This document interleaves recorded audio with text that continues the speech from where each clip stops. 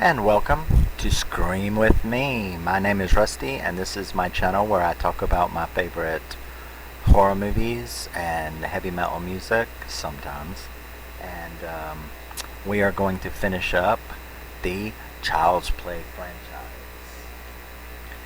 with 2019's reboot, Child's Play. Yeah, we're gonna do that. Yep, that's what we're gonna do. And I like it. There are, of course, serious issues that get in the way of thoroughly enjoying it. You have to do some disconnects, and that's hard to do when you're talking about a franchise like Child's Play. You know, something that I love. You know, I'm just not really into all of this, and I don't really know what it is. I don't know if it's political correctness or I don't know, but you know, whether it's turning Captain Marvel into a girl, you know, I'm not, or I'm not going to have you turn Storm from X-Men into a white guy. I'm not going to,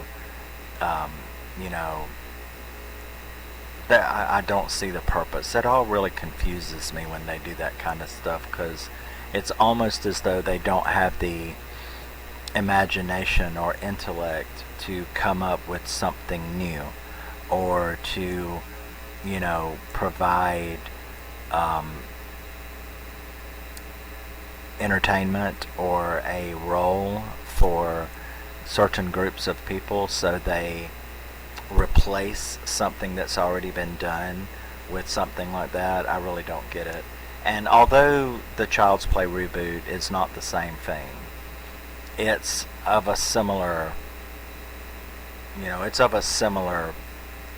gist in my mind to make me, have issues with it. I mean, Child's Play is a beloved horror franchise, and for them to reboot it in this way because they couldn't get I would have a lot rather seen this movie as something separate. You didn't have to call it Child's Play. You didn't have to create a new Chucky doll. You could, with just some minor changes, you could have turned this into a clone, which I'm fine with clones. Otherwise, I wouldn't be an 80s slasher freak. I mean, there's very few 80s slashers that I don't like, and yet they're all clones of each other. They're all Friday the 13th. They're all Halloween. They're all, The Burning and Sleepaway Camp and Just Before Dawn and all of this kind of stuff. I'm totally fine with clones. You didn't have to call this Child's Play, and you didn't have to make it a new Chucky doll if you didn't have the rights to the story. They had the rights to the name, but they did not have the rights to the storyline. They didn't have the rights to the voodoo stuff. They didn't have the right to the characters wrapped around that mythos, wrapped around the origin stories and all of Child's Play. So they had to do that. Now, I understand that. So when I watched this movie, I already knew that. So, if I already knew it, it didn't shock me, and it didn't take me out of it, because I didn't have to experience anything like that. I already knew this stuff. I'm sure that if I had no idea and went and saw this, it would have been a lot different opinion of this movie, because I would have been shocked. I would have been disappointed. I would have been, like, what the fuck is this? But I didn't have any of those problems because I already knew all of this stuff. So that made it a little easier to watch this movie, knowing that it in no way, other than some names, some character names, it has absolutely nothing to do with the Child's Play franchise. It isn't part of the storyline. It's not the same thing. There is nothing that connects this movie to the other Child's Play movies in any way, shape, or form. Now everybody knows I hate Seed and I hate Bride because they're parodies and I don't like parodies. But in the end, at least they are part of, or a parody of, the Child's Play mythology, whereas this is not. It's a completely separate entity. It has nothing to do with it. And it's sort of like the new Wrong Turn is the same way. There's another one. I love that movie. But at the same time, I also already knew that it had nothing to do with the Wrong Turn franchise. It was a completely different entity. And sometimes you wonder, why didn't they just... What's the secondary title to it? The Foundation? I know I bought the Blu-ray and it says Wrong Turn, The Foundation. Why didn't they just call it The Foundation? Why did they have to call it Wrong Turn? The same with this. Why didn't they just change the character's name and have a cool story about a robot doll that goes insane? There's no voodoo, there's no magic, there's no Charles Lee Ray, there's nothing in this that has anything to do with it. So with that all out of the way, we can talk about this movie, okay? And why it didn't bother me as much when I was watching it, because I knew that. So aside from the little rant that I just went on, I really did judge this movie as a movie on itself, having absolutely nothing to do with Child's Play, the franchise that I love. Instead, I looked at it as a separate entity and was able to judge it and pass my judgments thereon. So, Child's Play stars Gabriel Bateman, whom I love. I think that he has the potential. He plays Andy in this one. He has the potential to be a scream king, and some actors are fine with that. If he was to choose, because he's in Unhinged, if you've seen the movie Unhinged. He's in a horror movie called Lights Out a couple years ago. And I really liked him in this movie. I loved him in this movie. So it stars Gabriel Bateman. It stars Zahra Anderson as his mom. And the International Movie Database has this movie listed in a weird way. They've got like the extras as top billing, and the actual stars of the movie are not really on it. You have to look down. Brian Tyree Henry plays Mike, the detective, and none of it's the same. In the first movie, you had Catherine Hicks, and she was this really nice mom, single mom. The detective was kind of sweet on her and stuff like that. All of that kind of stuff has changed in this. That's not what's going on in this movie. So some of the names are changed, but the storyline is completely different. Other than Andy being the child of a single mother, they added stuff in like her boyfriend Shane. Which Catherine Hicks didn't have a boyfriend in the first movie.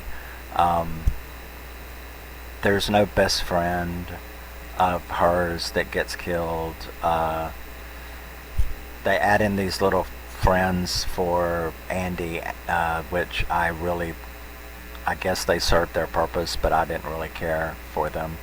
Pug and the girl's name. I want to keep saying Falcon, but what was her name? Phelan. There you go. My cheat sheet. So first let's do the story. So the movie starts. And the biggest change is that instead of being a little kid, Andy is already 13 years old. So they rebooted this movie with the star instead of being a little kid who was crazy for and lusting after, um, you know, the Chucky doll, you have a 13-year-old who does want it, but not really. He has no super interest in it. They've of course added all of this updated Generation Z stuff in it. It's all kind of silly, but like I said, that's what you have to do. That's what that's what I had to do, is like quit comparing it to Child's Play. That's what I had to keep telling myself, because I almost felt like I was obligated to not like it, and I don't like that, because you can't tell me not to like something, you know, just like you can't tell me that I'm supposed to like something. You can't really like pressure me into disliking something just because it breaks some rules that I don't like. So during the movie, I did have to tell myself, I'm like, oh my gosh, I'm guilty. I feel guilty because I'm enjoying this. And then I would be like, why are you guilty? Because you're enjoying this. Just because a bunch of other people hate this movie because it's not Child's Play. And so I did have to catch myself and correct myself sometimes for doing that. And I kept having to pull myself back into the movie. Not that the movie itself was getting me out of it, but the hype around people disliking this movie. I had to keep taking myself back from that and not let it influence me.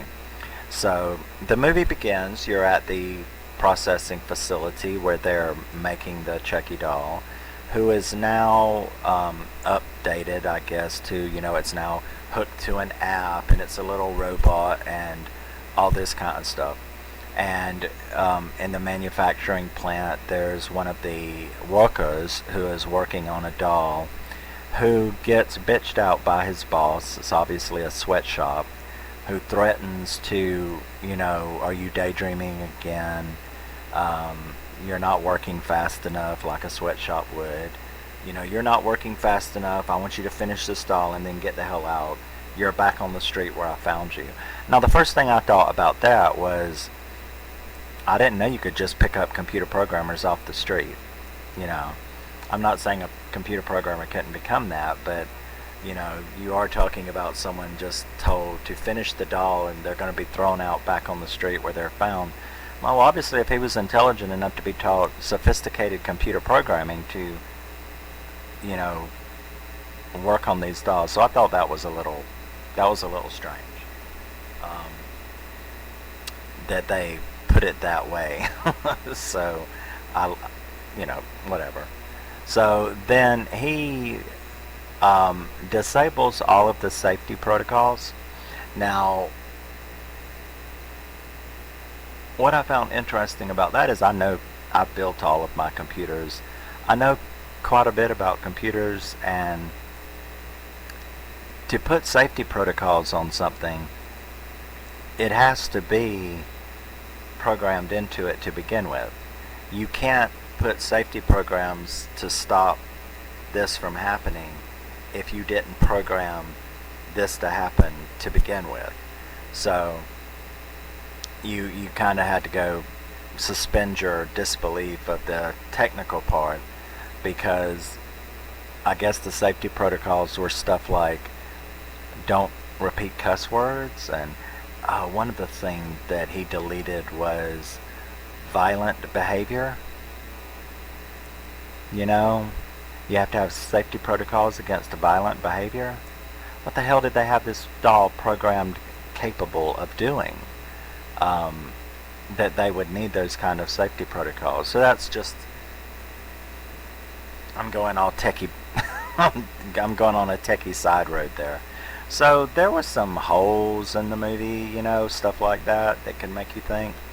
So anyway, he disables all of the safety protocols on this doll to get back at the boss man, and then throws himself out a window, which was a shocking scene, because I didn't expect him to hit that car behind those people, which kind of blew me.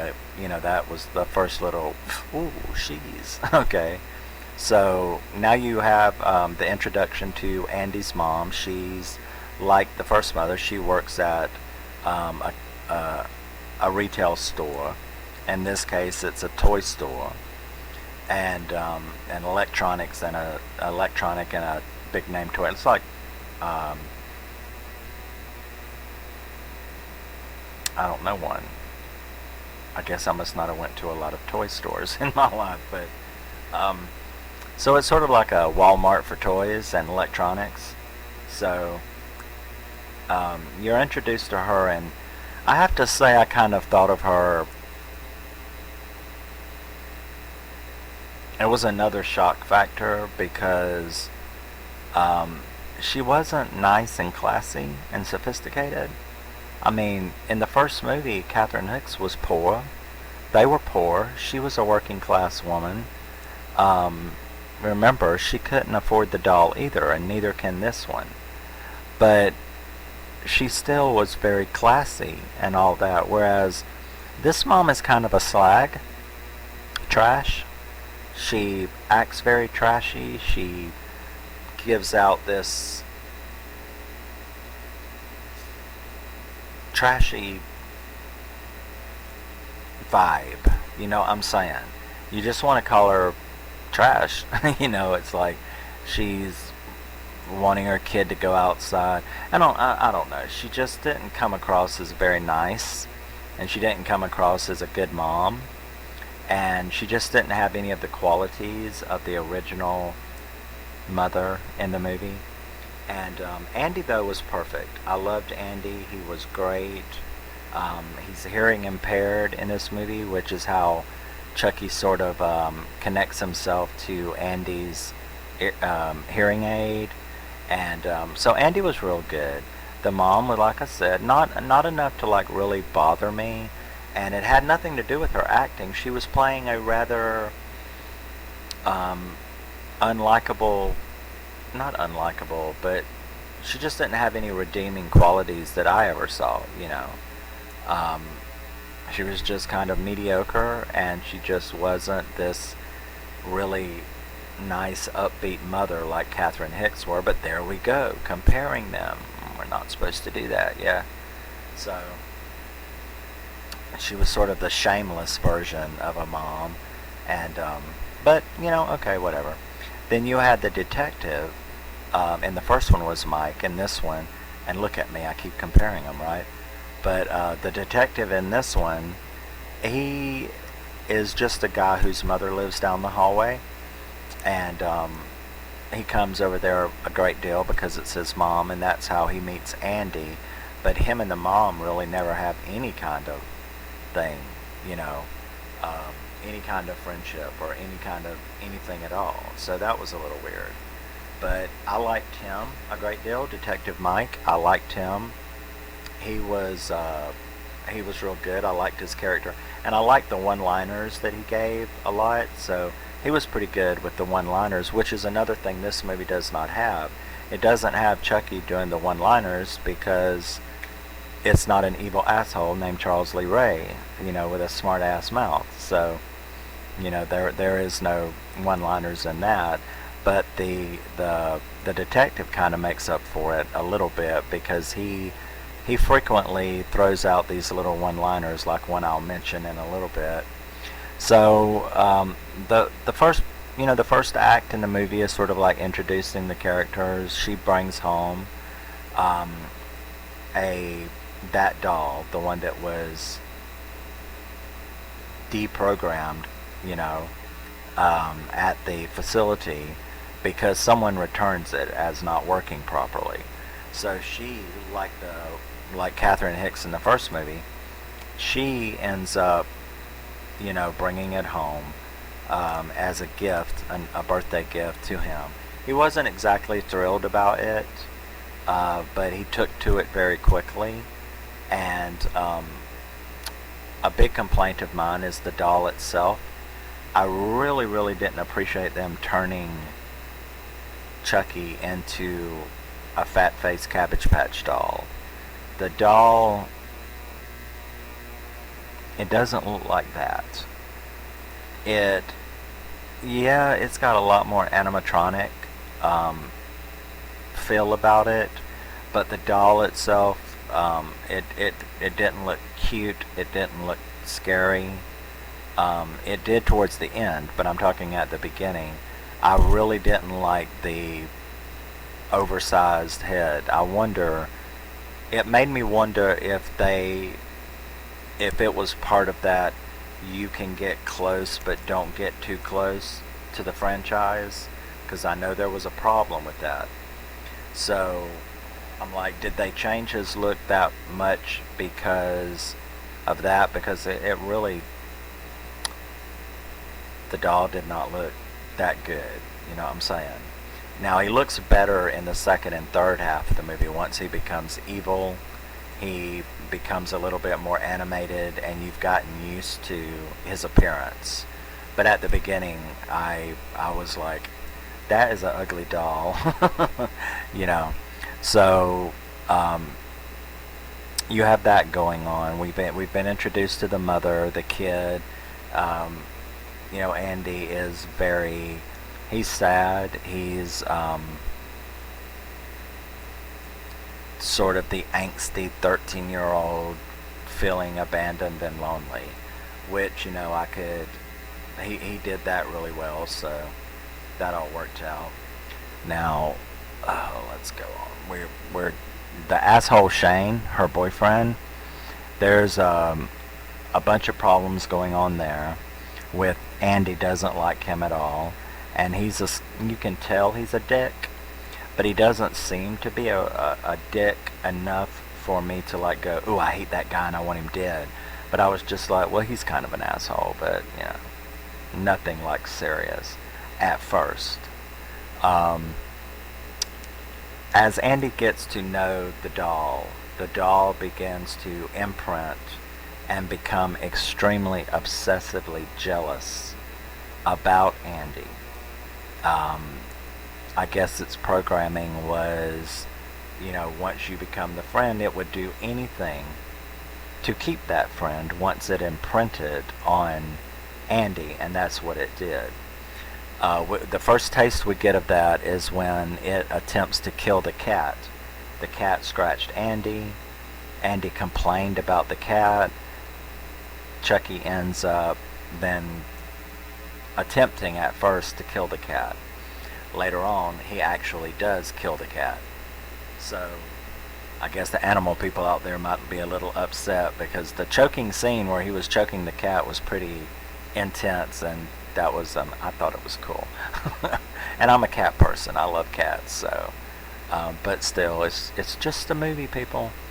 But it was at this time, you know, you've got Chucky repeating cuss words and, you know, stuff like that, and Andy still hasn't really caught on to, you know, just what kind of trouble he's in.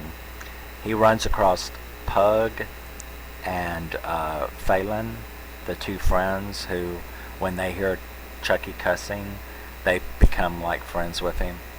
So that was their introduction. It was then that you're also introduced to the maintenance man, who's like a total pervy, sweaty,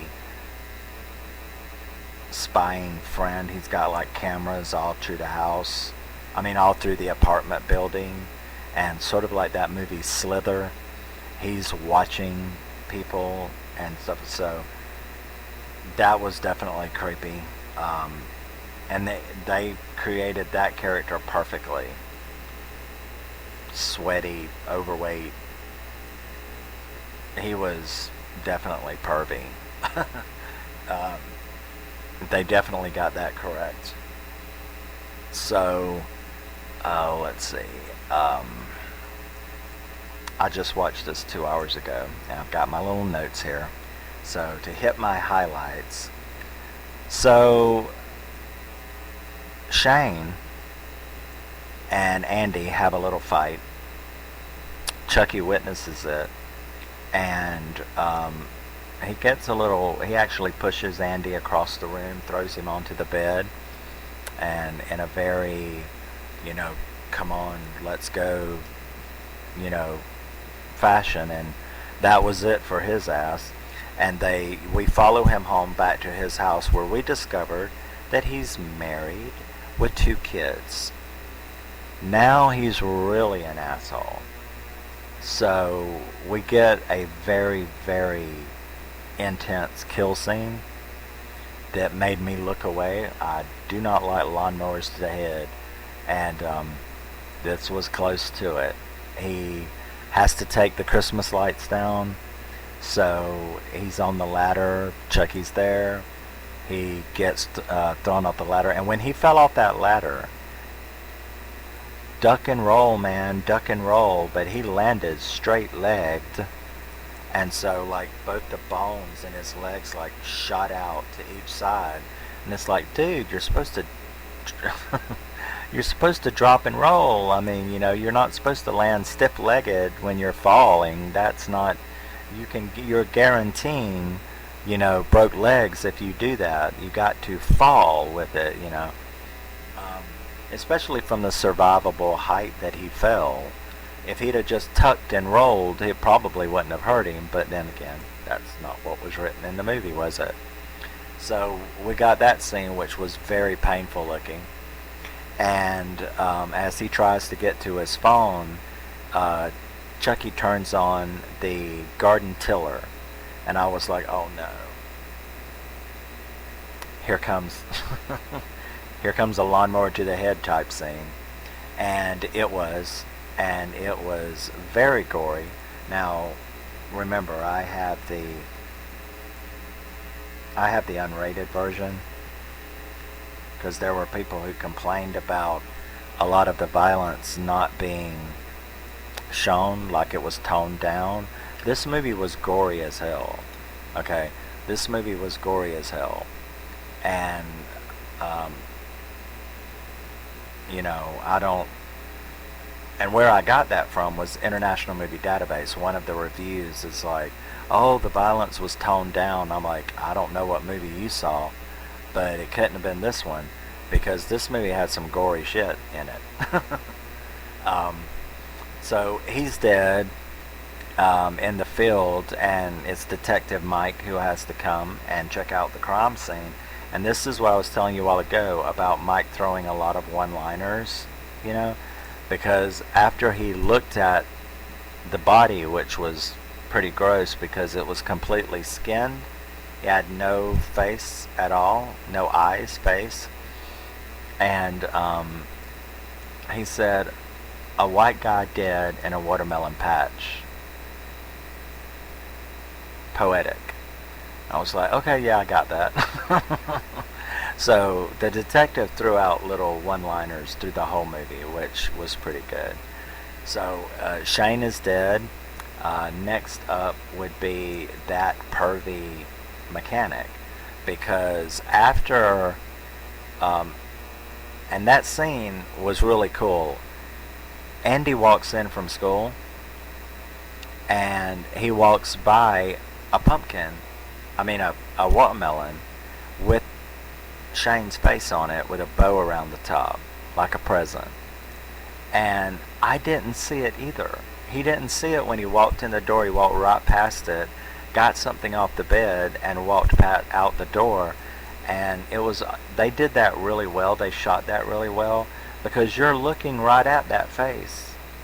And I didn't get it until he got it. So me and him sort of got it at the same time. I thought that was pretty cool, because I'm like, wait, what is that? Just like he did, because he stopped and backed up and noticed it. And I'm like, oh fuck, that's where his face went.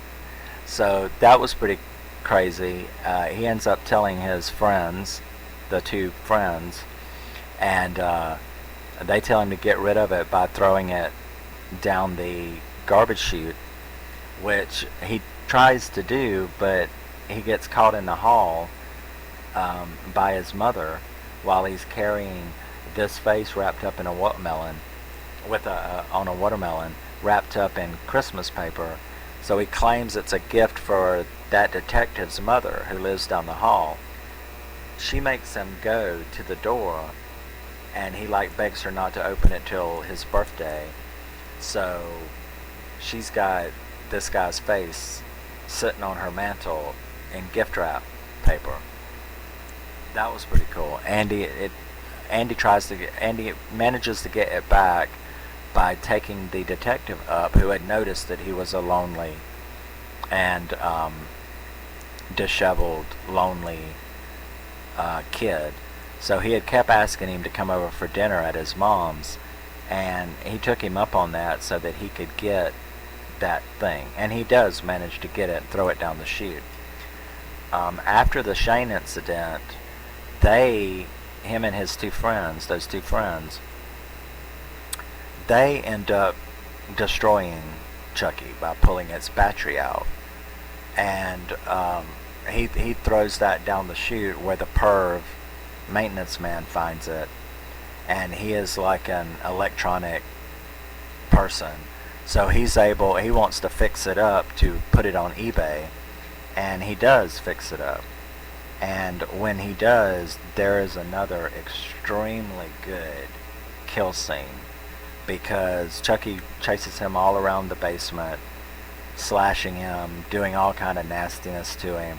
He does not die a quick death, and he does not die a clean death. It is very, very intense.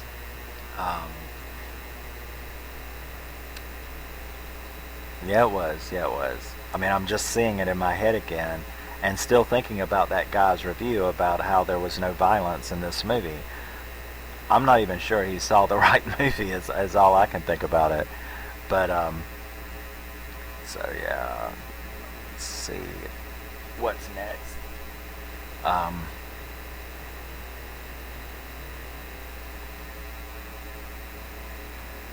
Okay, yeah. I was following the correct storyline and didn't get anything out. So now we've had quite a few kills. Andy is really, really aware of the evil that is Chucky, or this doll, and the doll ends up killing the detective's mother, which I didn't see that coming at all, and don't know why he would do that, but that was pretty bad. That was pretty rough, and the kill scene for her was pretty interesting as well, and that left the detective destroyed. I mean, his mother, he has to go to the crime scene to see his dead mother, 70 years old, and Chucky got her into this really cool electronic car actually, and could control it, and caused wreck and stabbed her to death. It was pretty intense. So he is now after Andy when they find the head that he had threw into the skip, or the dumpster. So they had found the head in the dumpster and knew that's when he saw the wrapping paper, he now went after Andy. Now, Chucky, who has been rebuilt, has been reintroduced into the building by basically delivering himself to another kid that lived in the building. That was the way for him to get back in the building and get on someone else's phone so that he could be plugged into the system, so that he could go after Andy and anyone around Andy, which is what he is doing. So this leads us to skipping over stuff, of course, but I do spoiler reviews, as everybody knows, most of the time, but I do skip over stuff so that you will have something to watch. So we're going to move on now to the really cool Z-Mart, which is the toy store that I was talking about, where they are fixing to introduce the second line of the Buddy doll, and in just a few days. So you have that going on during those few days leading up to the finale of the movie, which is and of course, this whole time he's coming after Andy. Andy knows all about it. Andy's tried to tell his mother. She thinks he's crazy. And now you have a detective who thinks that this 13-year-old has, I thought he was about 10, but it turns out he's 13. But he thinks that this 13-year-old kid murdered his mother and other people, so he's after him. And it all culminates by them ending up on the opening night at, because she makes Andy go to work with her because my son has gone crazy. So she needs to keep an eye on him.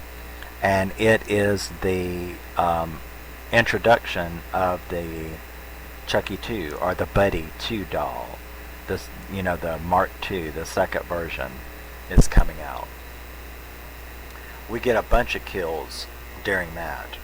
Now Andy is attacked. Andy knows what's going on. He knows Chucky's there.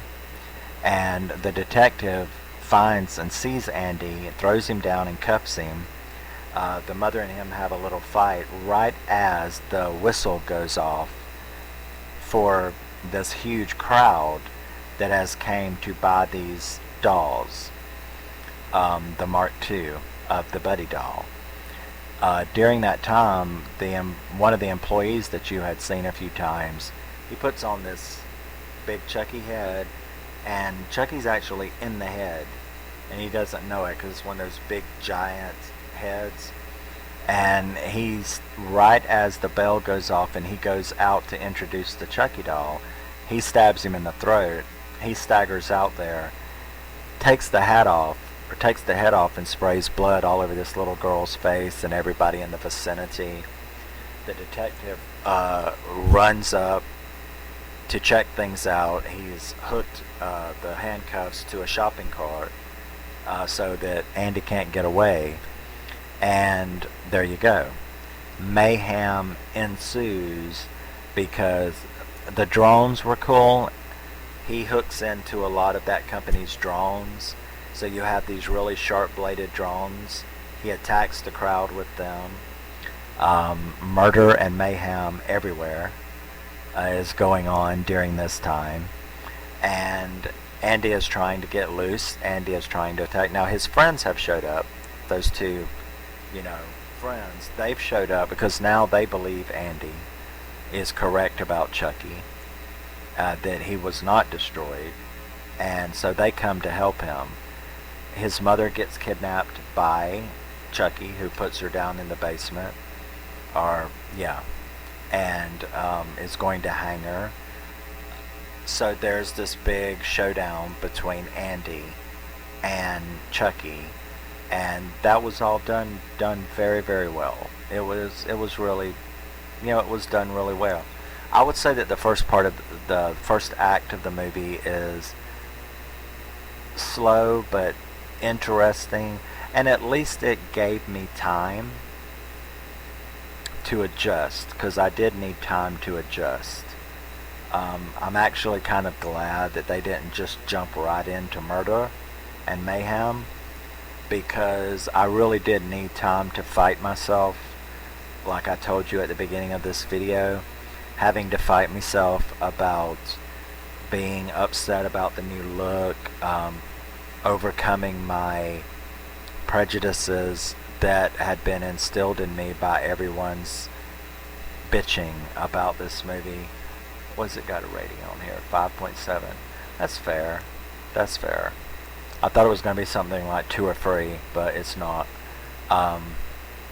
So yeah, I guess maybe just people in my horror circle, they're just all like, oh, it sucks, it sucks, it sucks, it sucks, which I should have probably not listened to, because these same people are like, I love Bride of Chucky. So now that I'm going back and thinking about that, I probably shouldn't have took what they said about this movie to heart if they like Bride of Chucky, right? I mean, but yet I did for some reason. So I did have to fight that at the beginning. The ending is very interesting. They did kind of leave it a little weird because they smashed him all up. He manages to save the day. He saves his mother. And the biggest, coolest thing is, you thought that Mike got killed. They made it look as though Mike got killed by a drone. and he's the one who pops up at the end and shoots Chucky after Andy after Andy is attacked by Chucky. Andy saves his mother, then Andy gets attacked by Chucky, and as he's coming through the air for the kill shot, the Detective Mike jumps up and shoots Chucky out the way, where then Andy stabs him in the battery, and him and his friends take it out back and smash it all to pieces, and that's the end of the movie.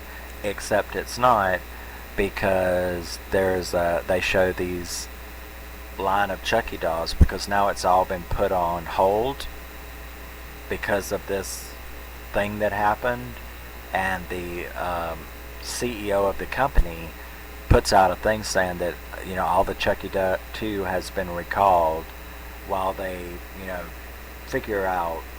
make sure everything is safe because of all this mayhem that has taken place. And yet they show a Chucky doll with red eyes and he smiles and the movie ends. And yeah, so back to what I was saying then. I am glad that they gave me 15-20 minutes before things started getting serious, because I did have to adjust to all of this. And unlike my hatred of parodies, I can adjust to Wrong Turn, the Foundation. I adjusted to that fine once, because I went into it knowing that it didn't have anything to do with the franchise. This is the same for me with this movie, and that's what I want you guys to understand. I knew all about the legal trouble. I know what they had the rights to. I know why they made this the way that they made it. Because I went and read about it. When I first heard about this movie, when it came out, and people were like, "Oh my God, it's so different." Well, I went and found out why. I found out about the legal fight. I found out why they couldn't do some of the things that they wanted to do.